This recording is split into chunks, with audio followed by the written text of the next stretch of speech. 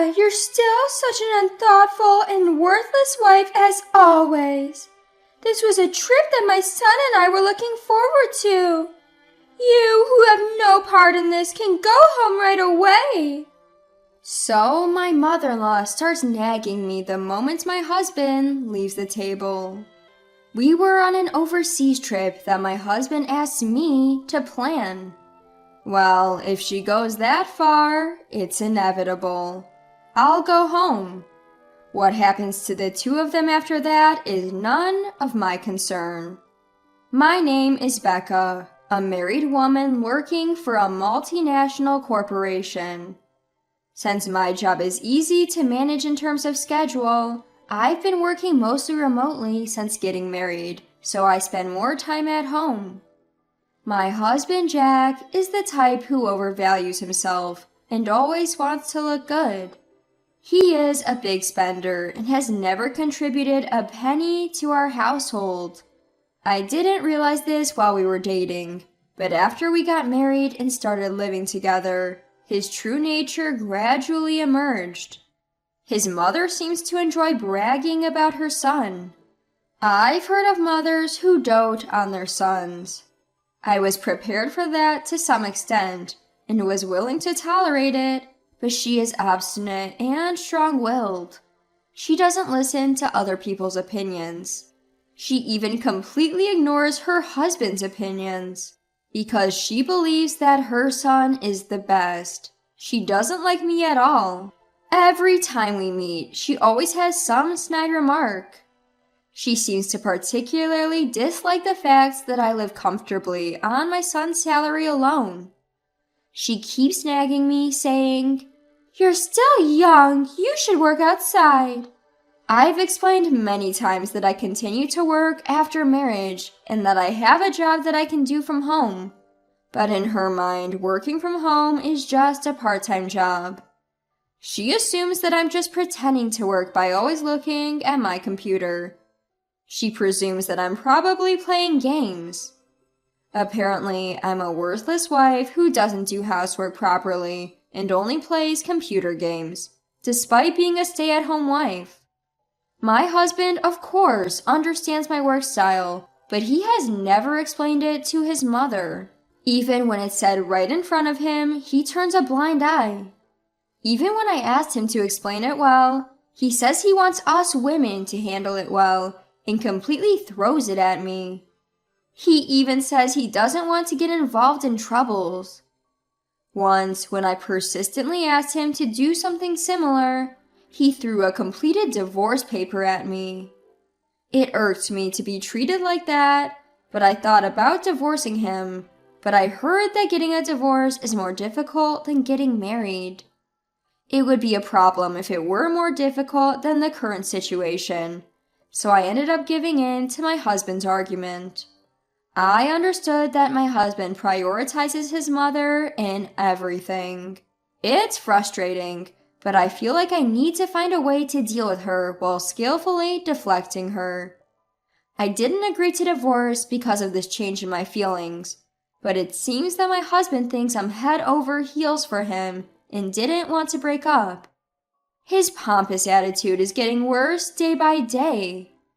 It's cute when a child tries to act grown up, but when an adult does it, it's rather a turn-off. I've learned to ignore his pompous words and act as if I haven't seen his actions. There is another reason why I didn't divorce him. Due to my husband's job, we live quite a distance from my in-laws. We meet once a year, or at most twice a year. I thought I could tolerate that much. While the world was making a fuss about having 9 consecutive days off if you take a vacation on weekdays, both my husband and I were working. In my case, American holidays don't matter much because I adjust my schedule according to international circumstances. As for my husband, it's just that he wasn't taking 9 consecutive days off according to the calendar. When he returned home after his first day back at work, he announced, "Let's go on an overseas trip." When I asked him what he was talking about, he said that his colleagues had taken a vacation and made it a 9-day holiday to go on an overseas trip and he was quite proud of it, which made him incredibly annoyed and regretful. I was dumbfounded by his childishness, but I haven't been on a trip this year, so I suggested a domestic trip. The reason being my husband has no experience with overseas trips, so if we were to go overseas, he would have to apply for a passport. There won't be a problem if you're with me. You're fluent in multiple languages. I studied abroad when I was a student and have been on many overseas trips when I was single. In addition to English, I can hold a conversation in Spanish and a bit of Chinese if necessary. When my mother back home got hooked on Korean dramas, I studied Korean with her. However, I didn't get much opportunity to use it, so I'm not very confident. Sure, compared to my husband, I might be good at languages, but that doesn't mean that applying for passports will be finished in a snap. I tried to persuade him to go abroad during the summer or winter, but he wouldn't listen at all. On the contrary, despite having no experience, he decided on the country to visit, took leave without permission, and told me to make it work on the schedule. It's not a tour? Why should I have to act with strangers? He furthermore declared that English is a universal language and that we should have no problem. If it's just the two of us, I thought, maybe it's fine. But before I knew it, he said, That's right, I promised to take Mom along. I'll count on you for that too. Your mother-in-law too? Even for me, taking care of two inexperienced people abroad is too much. You should show some filial piety once in a while. Maybe you can gain some favor by doing so. Aren't I a kind and good husband? This is for your own good, Becca. You should be grateful. He said things that made it seem like he was doing me a favor, but arguing against it started to seem foolish. I decided to quietly make reservations as my husband instructed, and I came up with another good idea. Starting from applying for my mother-in-law and husband's passports, booking flights and hotel reservations, it's a lot of trouble. But in order to implement my idea, I patiently fulfilled all my husband's wishes and created a perfect schedule. On the day of the overseas trip, my mother-in-law, who knows nothing of my troubles, cheerfully and childishly exclaimed, "Just as I expected from my son. It's a long journey overseas. The seats are business class, aren't they?" Knowing my husband, he probably said something like, "I'll take you there."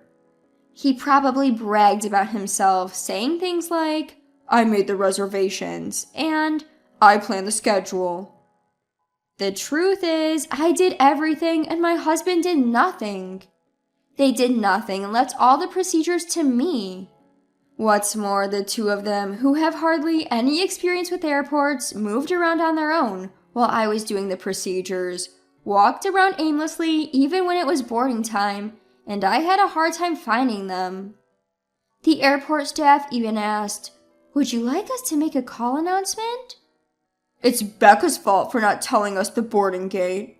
It was such a fuss, but they showed no remorse, saying, "And this wife was planning to have fun by herself, leaving us behind."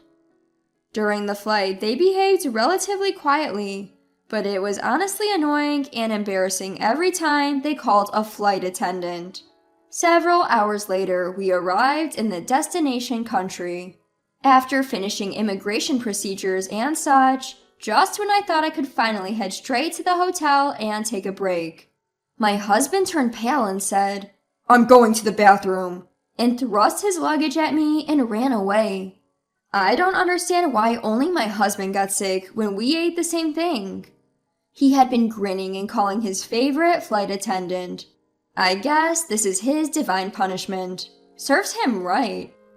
"Becca, you really are an inconsiderate daughter-in-law. How long are you planning to stay here?" "Huh?" "This trip, my son planned it for me. It's a mother-son trip without the need for a daughter-in-law. You're a money grubber who doesn't even work. How brazen of you to think you can enjoy this trip for free. Go home now. Are you sure? Whether it's good or bad, I can't have fun when you're here. I see. That's not good. All right then, I'll go home now. I handed my husband's luggage back to my mother-in-law, only taking my carry-on and turned my back to her.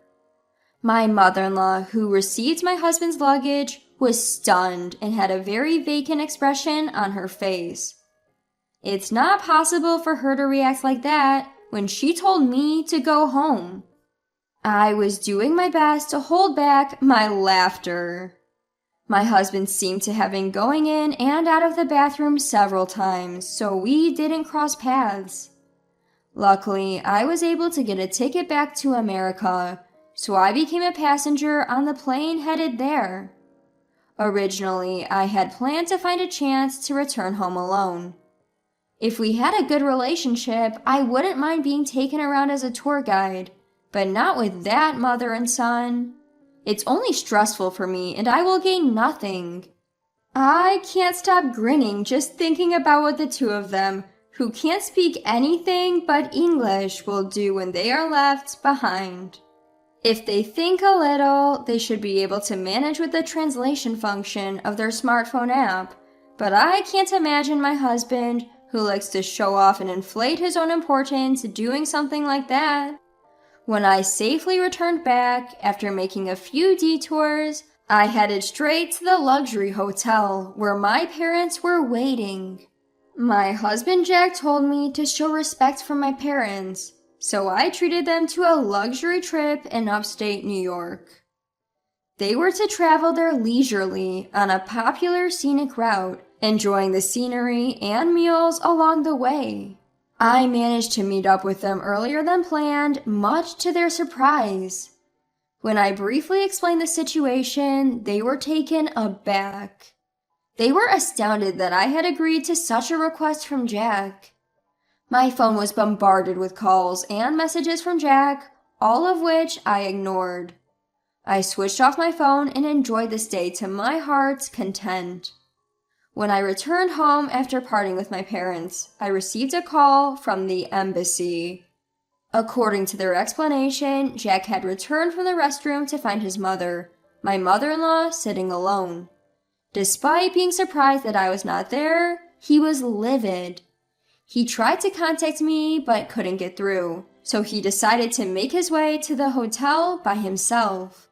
However, not knowing where to go, he was visibly flustered when a kind person spoke to him in broken English.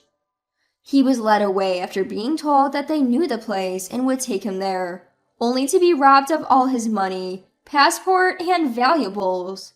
My mother-in-law was even stripped of her jewelry.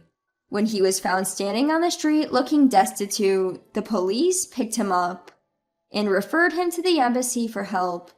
That's how he was able to contact me. The embassy official asked me to come and pick him up. He couldn't withdraw money because his wallet, which contained his bank cards, had been stolen. However, I asked back why I, a stranger, had to do that.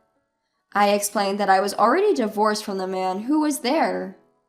The truth was, I had kept the divorce papers he had thrown at me some time ago. Back then, I decided not to proceed with the divorce, as I had heard it would be a lot of trouble, but this time I had reached my limit. After filling in the divorce papers, I headed to the hotel right after landing back in the States. To my surprise, the divorce was accepted without any fuss. I already had a new place lined up, and the contract had been signed while making the travel arrangements. I didn't want to use the furniture I had shared with Jack. It made my skin crawl.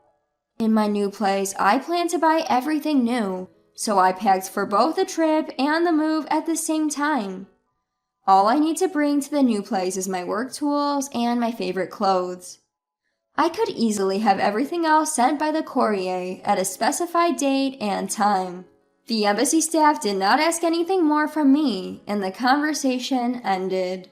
Later, it seems my former mother-in-law had pleaded with my former father-in-law, and with his help, my ex-husband Jack and ex-mother-in-law were able to return to the States. However, Jack, who had blown his top, contacted me. You left me and divorced me without my knowledge? Abandoned? No, I just obeyed your mother's instructions to leave. If you have any complaints, talk to your mom. And please consider the business class flight I arranged for you on your return as my farewell gift. I also reminded him that he was the one who had first brought up the divorce papers. I only filed the divorce papers he had prepared, fulfilling his wish for a divorce.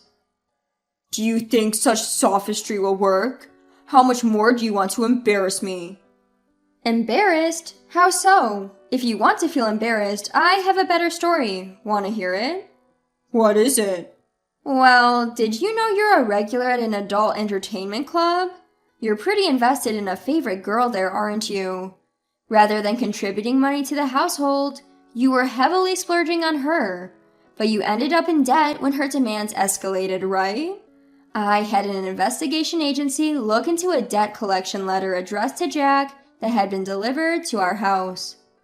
Although Jack was a good spender, his obsessive behavior seemed to be a turnoff. His favorite girl's true feelings were that she thought he would eventually stop coming if she kept asking for more money and expensive gifts. I wonder what Jack felt when he heard that. That's quite an embarrassing story, isn't it? If you make any more fuss or contact me again, I'll spill the beans to your company. Got it? Being disliked by the girl he was infatuated with would be an unbearable humiliation for Jack, considering his personality. If this became known, it would be a great embarrassment. Jack, who until now had been aggressive, just said, "Got it," in a feeble voice and ended the call. A few days later, my ex-father-in-law contacted me. He told me he had also divorced his wife, my ex-mother-in-law. I thought it was unnecessary as we were no longer related, but it seemed he contacted me to expose my ex-mother-in-law's true nature, as we both had been treated poorly by her. My former father-in-law, suspicious of his wife's behavior, investigated while she was out and discovered that his retirement savings had been depleted. The money was apparently spent on beauty treatments and cosmetic procedures. As I'm not familiar with such things, I was totally unaware. When asked for a woman's perspective, I was stumped because I hadn't noticed it either. I guess seeing someone only once a year makes changes more noticeable, but I truly hadn't picked up on anything. I even asked my former father-in-law, "Are you sure it's for beauty treatments?" She seems to have sunk quite a bit into it, but there's no visible change. Perhaps there were slight changes that only my former mother-in-law could notice. It felt like throwing money down the drain. Naturally, my former mother-in-law, who was kicked out penniless, turned to her son Jack. However, Jack, the backbone of the family, is up to his eyeballs in debt. After his divorce from me, he even lost his apartment for failing to pay the rent. Now, he and his mother seem to be living in a drafty, run-down apartment. Yet, his mother has no intention of working and won't quit her beauty treatments. On top of repaying his debts, the burden of his mother's beauty expenses is weighing heavily on Jack, who I hear is working around the clock. It seems the vanity of wanting to present a larger-than-life image, even in the face of a declining living standard, doesn't change. If they're content with this situation, I won't say another word. But I hear through the grapevine that the quality of the beauty treatments has gone down, and she's aged terribly. As for me, I cherish the present moment, when I can relax and improve my work without anyone dictating to me. It made me think again about living within my means.